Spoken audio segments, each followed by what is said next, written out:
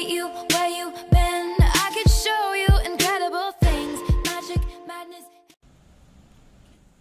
Hello and very good evening, Madam Timoli.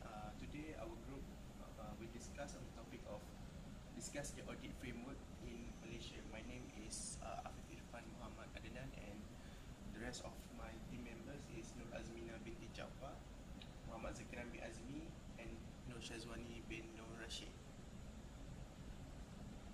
I'm dying to see how this one ends. Grab your pack. For introduction, auditing process is according to ISO 9000 2005.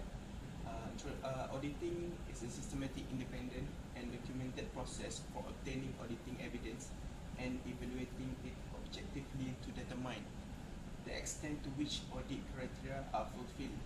And the objective of auditing process is to identify whether the agencies are following the regulatory requirements or not, because it needs to be done in accordance with the specific rules and regulation. And the auditing in public sector most focusing on expenditure made, payment made, or made and receive or collection of tax.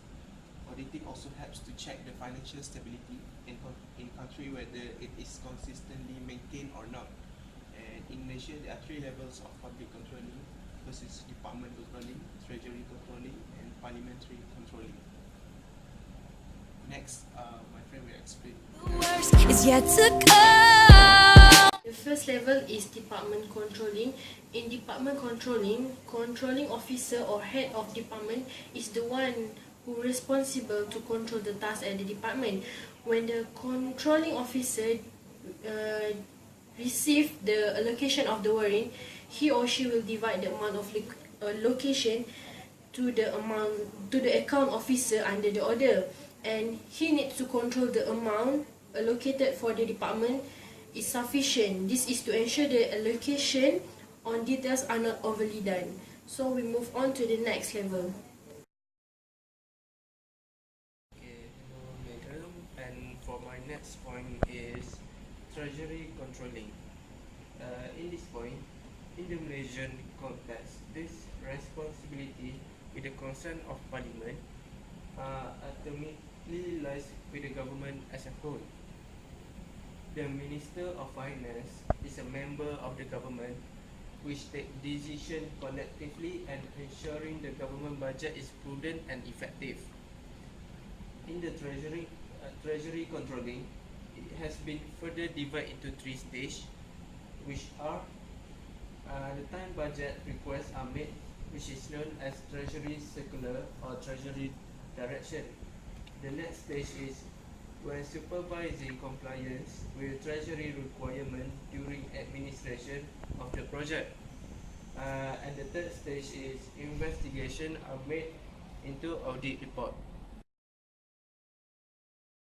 This instrument of this control enables the treasury to manage provision made by the parliament. When the parliament made any provision, this instrument will control those provisions. For example, although the estimates are permitted by parliament, department cannot initiate incurring expenditure without the authority from the Minister of Finance. The role of Treasury is said to conclude, plan and execute the finance policy and the government expenditure. So the Treasury is the one who will manage all the government expenditure wisely. Okay, thank you. For the next point is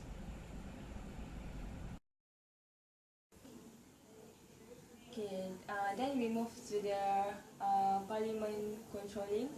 There is no expenditure may be incurred without parliamentary approval, meaning that every expenditure must get the approval from the parliament. Then this expenditure requirement by government are included in the supply bill, and the supply bill submit to the parliament for approval. Once the bill is get approved from the parliament, the bill will become law and known as Supply Act. Once the general warrant authorizing department to spending Then department may only commence spending. If the general warrant required more spending, it put under the supplementary supply bill. The supply law only shows the total expenditure requirement of government by purpose of expenditure as parliamentary. Control over sums approved is in block totals only. Okay.